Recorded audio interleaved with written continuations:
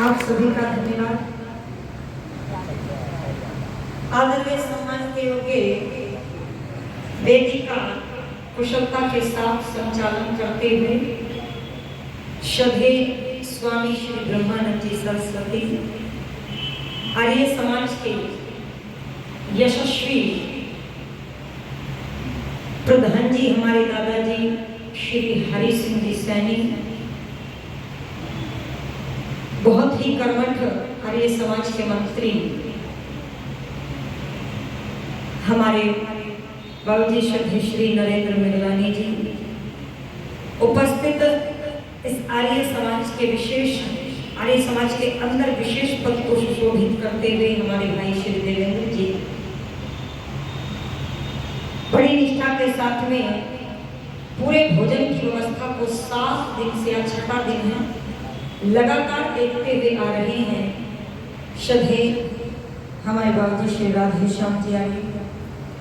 और मैं देख रही हूँ समस्त आर्य समाज के यशस्वी पदाधिकारीगण मंच पर उपस्थित हैं। श्रद्धेय श्री करमवीर जी, हमारे आचार्य श्री विजपाल जी, भाई प्रताप जी, उनके साथी, समस्त हमारा सन्यासी मंडल, दूर दराज से हुए समस्त यज्ञ प्रेमी ऋषि दयानंद के अनुयायी, शिवानी बोलान से भी अभी हमारे बाबूजी मैंने देखे वो आए हैं।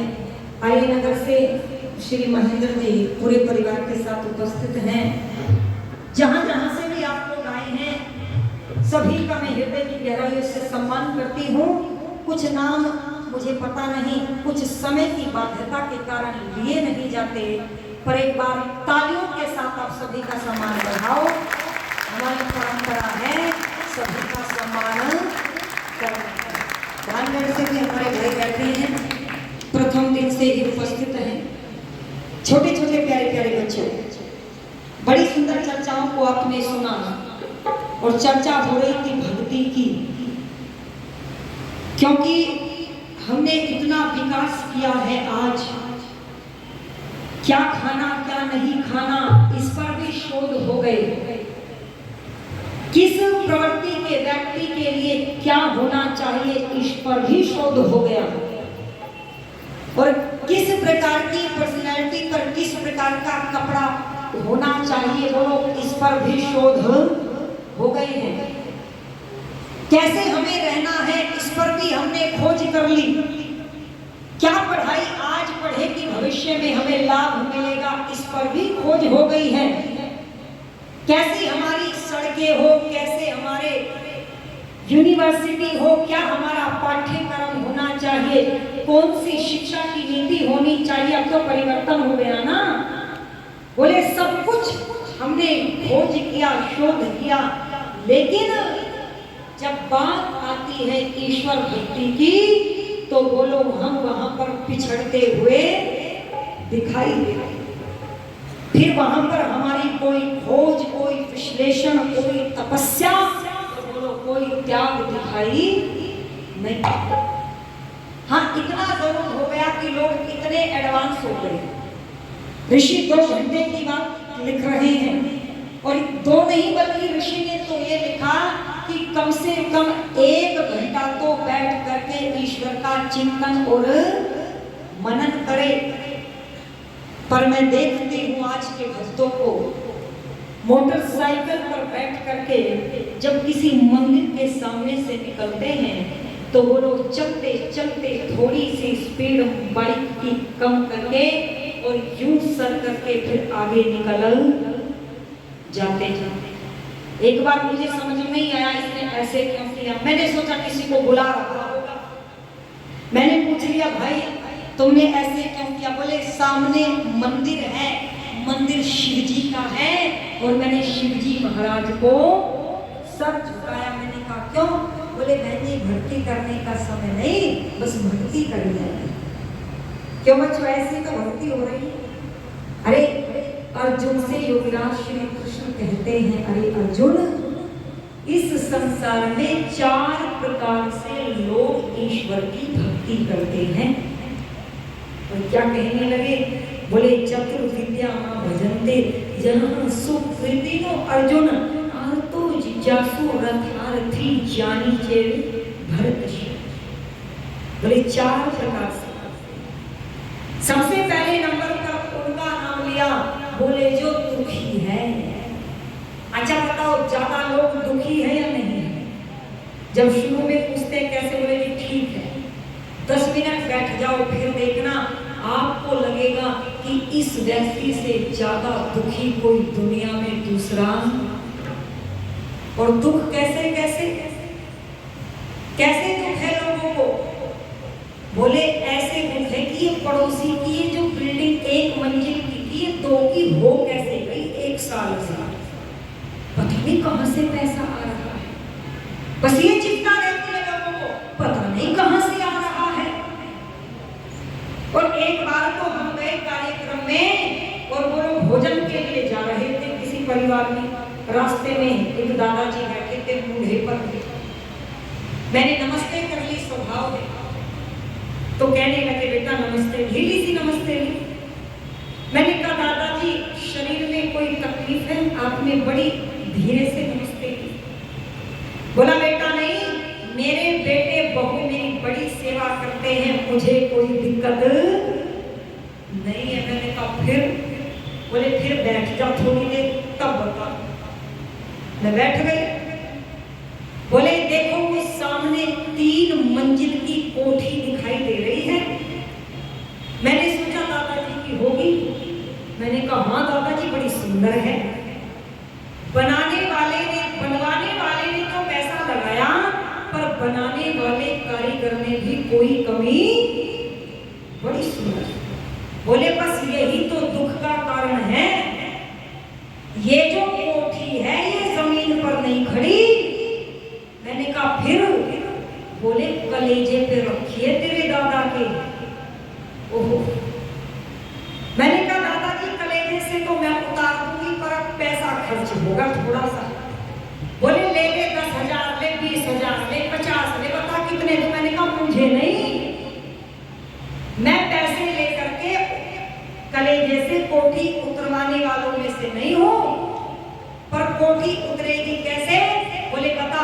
मैंने कहा दादाजी इसके बराबर में 4 मंजिल की कोठी बना दो, वो छोटी आग हो जाएगी, तुम्हारी बड़ी हो जाएगी, उसको कोई देखेगा ही नहीं। और बोलो फिर आपको कोई परेशानी? बोली ना बेटा गलत बताया। मैंने कहा फिर? बोले ठंड तो पड़ सकती है कलेजे को, पर ये जो भगवान है ये सुनता ही नहीं। मैंने कहा अच्छा ऐसा क्या? बोले सुन। बोला भूकंप आवे, धरती हिले और यो कोठी ढह करके जमीन पे गिरे और इसका बनकर चबूतरा, और फिर यो मूढ़ा उस चबूतरे पे बिछा के और टांग पे टांग धर के हुक्का पीऊ, तब जाके कलेजे को ठंडक पड़ेगा। मैंने कहा दादा फिर रहने दे, भूकंप आएगा नहीं, धरती हिलेगी नहीं, चबूतरा बनेगा नहीं, तू हुक्का पिएगा नहीं और यूं ही मर जाएगा। बोला ऐसे लोग हैं? अरे किसी व्यक्ति को मरते हुए देखना, जैसे गुरुदत्त विद्यार्थी ने महर्षि स्वामी दयानंद के अंतिम दर्शन किए थे, शरीर पर फफोले थे, कहा कोई और होता ना दुनिया के लोगों, तो यूं कहता भगवान मैंने तेरी पूजा 18 घंटे की समाधि लगा करके तुझे याद किया है और तू मुझे ये दे रहा है। पर वो ऋषि था, ऋषि क्या कह गया? हे प्रभु तेरी इच्छा पूर्ण हो। अरे गुरुदत्त जैसा व्यक्ति उनकी मृत्यु के दर्शनों को देख करके परिवर्तित हुआ या नहीं हुआ? किसी मरते हुए व्यक्ति को देखना, यदि चेहरे पर मुस्कान है, संतुष्टि की रेखाएं हैं, तो समझ लेना कि इसका जीवन अच्छा बीता है। और यदि आंखों में आंसू आ रहे हैं ना, पश्चाताप के आंसू, तो समझ लेना इसका जीवन अच्छा नहीं है। अरे सुनाया करते हैं ना, एक बूढ़ा मरने वाला था और 4 बेटे चारों तरफ खड़े हैं। अरे बूढ़ा मरे, पर कैसे मरे? बूढ़ा बार बार दीवार की तरफ इशारा करता है, क्योंकि बोलने की क्षमता समाप्त हो गई। पर क्या हुआ? बेहोश हो गया दीवार की तरफ हाथ करते करते। अब बेटे भी तो स्वार्थी थे। ओहो, पता नहीं पिताजी क्या कहना चाहते थे। कहीं दीवार में कोई घड़ा सोने के सिक्कों का भर के तो नहीं दबाया था? पहले रख देते थे लोग, अब तो कोई नहीं रखता। गए हॉस्पिटल, गाड़ी घर में नहीं थी, 5,000 रुपए में गाड़ी करी, दिल्ली पहुंच गए। डॉक्टर साहब, पिताजी की नस नाड़ियां अभी चल रही हैं, पर कुछ बोल नहीं पाते। कुछ ऐसा इलाज करो, बस 2 मिनट हो जाए, उसके बाद हमें पिता की जरूरत नहीं है, बस 2 मिनट। डॉक्टर बोला, रे मरने दो बूढ़े आदमी को, क्यों परेशान कर रहे हो? बोले नहीं नहीं साहब, तुम पैसा बताओ, पैसा। डॉक्टर ने कहा एक इंजेक्शन है पूरे 50,000 का। बोले लगा दो, क्योंकि ध्यान तो दीवार पर था। डॉक्टर ने लगा दिया, बेहोशी टूट गई। अब बूढ़ा भी इन्हीं का पिता था। बोला नालायको, ये कहाँ ले आए? बोले हॉस्पिटल में हो पिताजी। कितने दिए डॉक्टर को? बोले पिताजी चिंता मत करो, यूं बता दो कि दीवार में क्या है। अरे पहले यूं बताओ कि डॉक्टर को कितने दिए? इसने कहा 50,000। ओहो, नाश कर दिया घर का। बोले गाड़ी वाले को बोले 5,000। अरे मुझे यही चिंता थी कि मेरे बाद तुम घर का नाश कर दोगे। यही तो रहती है ना चिंता माता पिता को। अगर मैं ना हो तो ये सब कुछ बर्बाद कर देगा। अरे नालायकों, तुमने 55,000 का नुकसान कर दिया। नहीं नहीं पिताजी, बस ये बता दो दीवार में क्या है। ओहो, बूढ़े ने कहा नालायक बेटो, दीवार में कुछ नहीं है। मैं तो ये कह रहा था, मैं तो मर लूंगा, पर दीवार पर लालटेन टंग रही है, और जो केरोसिन है ना, वो उस लालटेन से टपक टपक करके धरती पर बिखर रहा था। मैं तो ये कह रहा था, मैं मर लूंगा, तुम केरोसिन बचाओ, बड़ा महंगा है। पर तुमने तो 55,000 रुपए बर्बाद कर दिए। बूढ़ा 55,000 के सदमे से अब मर गया। और बोलो, बच्चे दहाड़े मार मार के रो रहे, पर पिता को नहीं रो रहे थे, 55,000 को रो रहे थे। यही है ना प्रवृत्ति।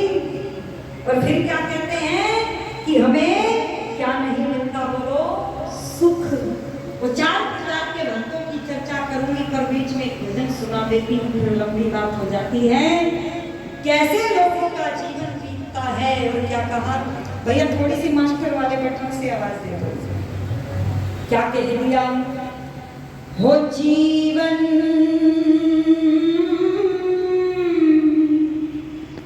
बीते रहा पल पल। ऐसे ही बीतता है ना कि कहीं लालटेन का तेल ना गिर रहा हो। और कुछ लोग ऐसे होते हैं कि सारी रात घरों में घूमते रहते हैं। बता, कुछ लोग ऐसे होते हैं कि उनका ध्यान रसोई पर रहता है, ये बहू कितना कैसे गैस चला रही है। अरे कम कर इसको, इतना महंगा सिलेंडर, तूने इतनी तेज आग करी हुई है कि गैस फूक रही है। बताओ, ये है दुखों का कारण। अरे जब घर में बहू आ जाए, शास्त्र कहते हैं, तब तो वानप्रस्थ लेकर के बोलो ईश्वर का चिंतन करना चाहिए। हो जीवन बीते रहा पल पल में, जीवन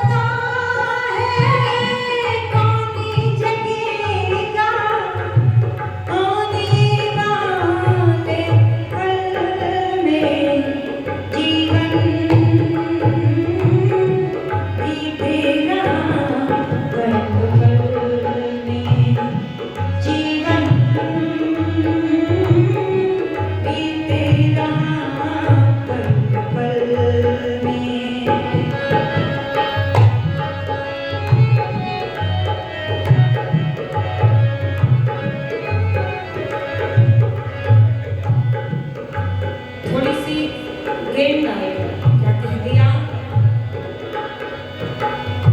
महाकाल विकराल खड़ा है, महाकाल विकराल खड़ा है, मोती का फंदा डाले खड़ा है, महाकाल विकराल खड़ा है, मोती का फंदा डाले खड़ा है, कोई बचाना कोई बचेगा, कोई बचाना कोई बचेगा, मृत्यु की हलचल में जीवन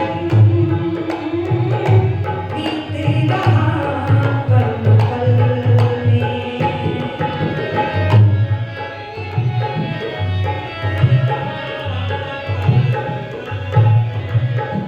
दूसरों को सताने वालों जरा देखना क्या कह दिया,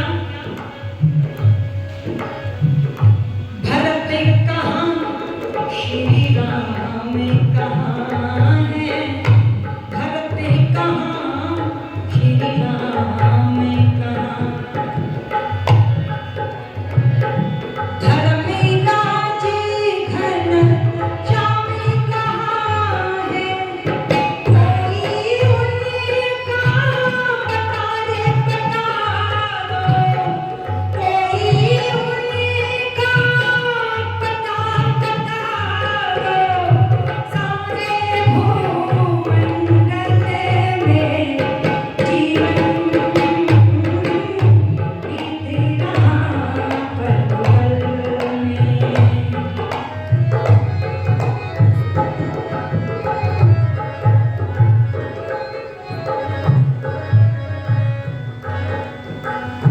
टिम टिम करते नभ में तारे, टिम टिम करते नभ में तारे, छिप जाएंगे एक दिन सारे, छिप जाएंगे एक दिन सारे,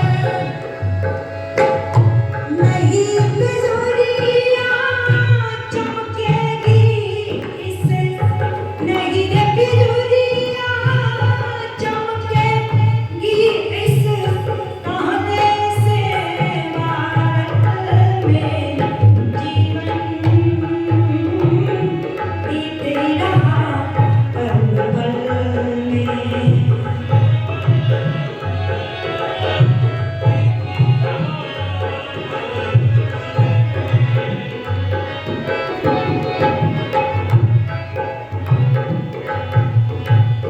मोह माया में भटक रहा है, मोह माया में भटक रहा है, इस उलझन में अटक रहा है, इस उलझन में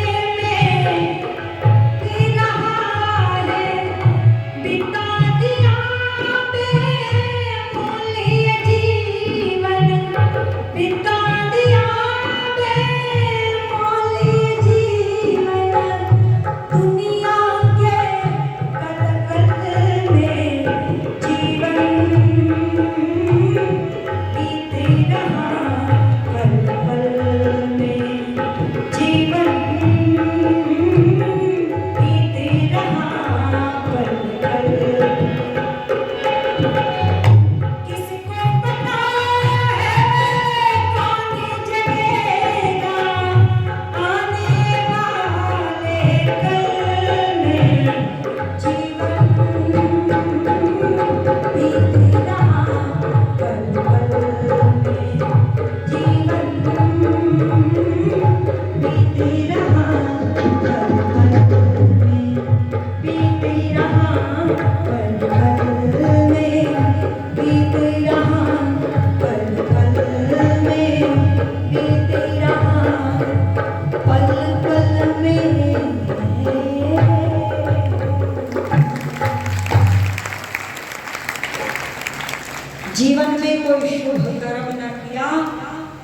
और इस जीवन को ऐसे बिताया जैसे इस धरती पर परमानेंट रहने के लिए आया हो।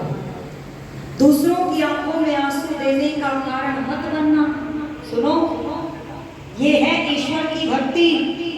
दूसरों की आंखों में आंसू देने का कारण मत बनना, दूसरों के मुख से निवाला छीनने का कारण मत बनना, बल्कि तेरी वजह से किसी आंखों में मुस्कुराहट छलके, बोलो ऐसा कार्य तुझे करना है। और निवेदन करते हुए बस कुछ पंक्तियां रखते हुए फिर वाणी को विराम, क्योंकि समय आगे बढ़ने की इजाजत नहीं देता।